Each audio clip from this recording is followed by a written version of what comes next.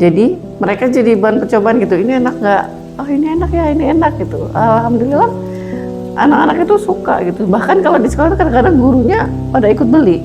Belum lagi dia itu diselain juga nanti ngantar anak sekolah, ngantar anak kerja dulu. Makanya ya dia tuh repot banget. Karena saya ini bener-bener bantuannya cuma doa.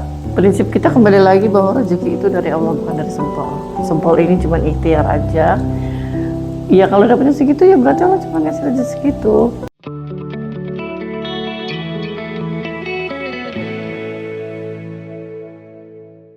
Waktu itu Izzy bantu apa, Bu? Bantu motor. motor. Heeh. Motor baru atau second? Motor second. Oh, motor second ya. Motor second. Tapi tuh kalau kita sih karena kita selalu bersyukur ya Mas, alhamdulillah ada bantuan bisa dipakai untuk dia belanja kan. Kita paginya dia pergi ke pasar menggiling adonannya kan, pulang nanti untuk keperluan-keperluan, jadi motor itu nggak perlu nurunin gerobak lagi. Itu sangat membantu Mas, jadi lebih tenaganya nggak terkuras untuk turun naik gitu aja kan, turun naikkan gerobak. Alhamdulillahnya itu. Awalnya juga nggak langsung seenak ini sih jualan, karena masih cari market kan. Iya betul. Ada temennya yang saranin coba deh kamu jualan di sekolahan gitu kan. Ternyata dia coba memang cocok di sekolah. Anak-anak kan kayak Sempol gitu kan memang makanan milenial kan, anak-anak memang tua muda cocok gitu. Dan kebetulan rasanya punya dia itu emang nggak seperti yang lain-lain gitu, karena unik ya, kerasa gitu, lebih kerasa, lebih ini, lebih nagih gitu loh. Bu, mungkin ini biar sahabat Duafa juga bisa melihat, bisa kegambar ya ininya apa, kondisi motor dan dagangannya, mungkin bisa dibantu. Nah, ini ya. Nih motornya. Ini sahabat Duafa, jadi kalau kita lihat di layar ya, ini ada sosok Pak Bayu ya dengan topi coklatnya ya. Dan dengan rombong yang sederhana. Ini berarti rombong yang kemarin ya Bu ya? Iya, bantuan dari Izzy juga. Dari Izzy, oh ya. Alhamdulillah. Termasuk motor ini juga sama Bu? Bukan, ini motor kita. Oh, motornya. Yang awalnya kalau yang bantuan dari Izzy kan motor Matic. Motor Matic ya. Oh. Jadi lebih ini. Ya, nah. Ini awal muasal ide Sempol ini muncul dari siapa Bu? Dari dia yang pengen banget gitu. Itu waktu dia mulai Sempol ini saya masih jualan. Waktu dia punya ide itu saya masih jualan. Semakin kesini dia kayak kerepotan gitu, dan juga saya jualan sudah mulai sepi kan. Jadi saya nyerah jualan nasi kuning, saya lebih pilih bantuin dia aja. Dan ya alhamdulillah dia yang cari, saya yang di rumah berdoa. Jadi kita udah komitmen, sudah katanya kamu di rumah aja, saya yang cari uang. Situ jadi ibunya berdoa, bapaknya yang cari uang, kan seperti itu. Sunnah Rasul kan seperti itu.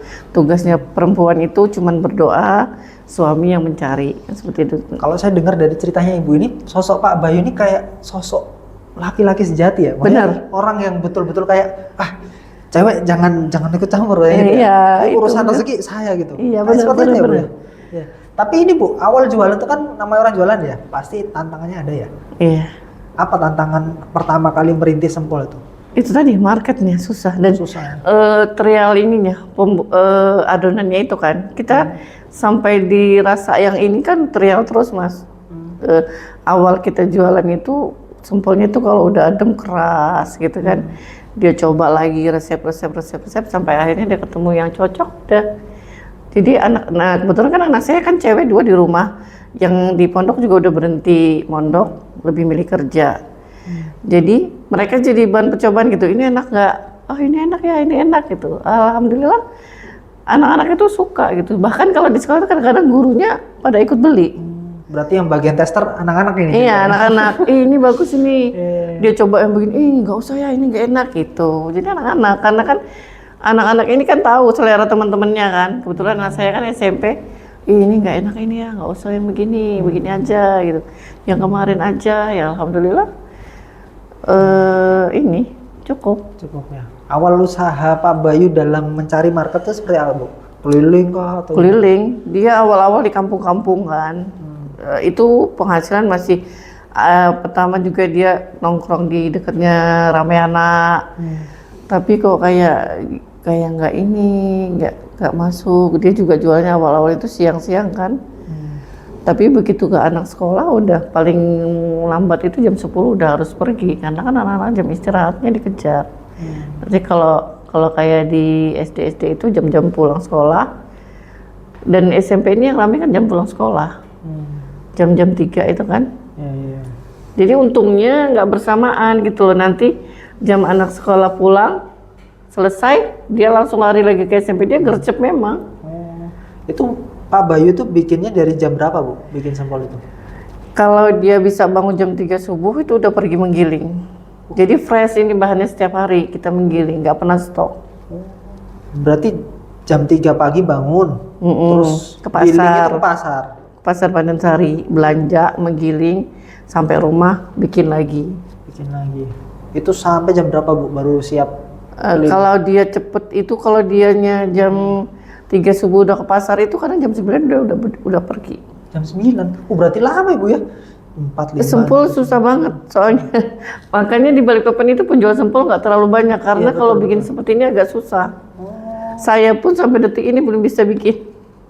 Saya cuman bikinkan paling blenderkan bawang putih untuk saus gitu-gitu aja, sama bantuin ngiketin kalau udah mateng. Karena saya hitung-hitung lama loh Bu, dari jam 3 ready jam 9 tuh hampir 7 jam. Itu kan gilingnya kadang sampai 1 jam menggiling, kan antri kan. Belum lagi dia itu diselain juga nanti ngantar anak sekolah, ngantar anak kerja dulu, makanya ya dia tuh repot banget. Karena saya ini bener-bener bantuannya cuma doa. Berarti ibu-ibu betul-betul dimuliakan. Cuman bantu doa aja. Iya. Berarti Pak Bayu ini keliling ya dari jam 9. Kadang sampai sore. Sampai sore ya. Nah ini dia lagi coba pengen kalau anak sekolah sudah selesai dia mau mangkal di Strat 1. Dia udah coba-coba. Dia bilang ya siapa tahu bisa lumayan juga karena kan kalau cuma dapat ini kayaknya kita cuma cukup buat makan aja katanya gitu. Tapi prinsip kita kembali lagi bahwa rezeki itu dari Allah bukan dari sempol. Sempol ini cuma ikhtiar aja. Ya kalau dapatnya segitu ya berarti Allah cuma ngasih rezeki segitu. Ya karena saya juga nggak pernah ngeluh. Saya bilang saya nggak apa-apa dapat rezeki yang cuma sedikit karena saya nggak mau makan barang haram gitu dari hasil yang haram. Jadi ya hasil sempol aja, nggak usah ngerjain yang lain. Dia kadang-kadang tapi dia bisa mijet juga. Kebetulan kan Sabtu Minggu kan anak kalau hari Sabtu kan anak SMP udah libur. Kadang kalau Sabtu itu cuman SD kayak kurang banget gitu.